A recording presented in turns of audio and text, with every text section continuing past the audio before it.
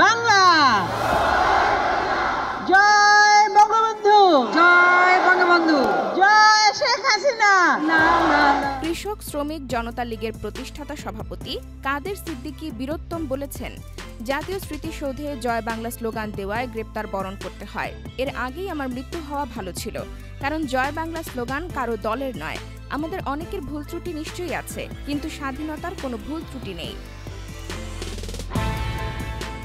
শুক্রবার ২৮ মার্চ সন্ধ্যায় টাঙ্গাইলের বাসাইল উপজেলা কৃষক শ্রমিক জনতা লীগের ইফতার ও দোয়া মাহফিল অনুষ্ঠানে প্রধান অতিথির বক্তব্যে তিনি এসব কথা বলেন।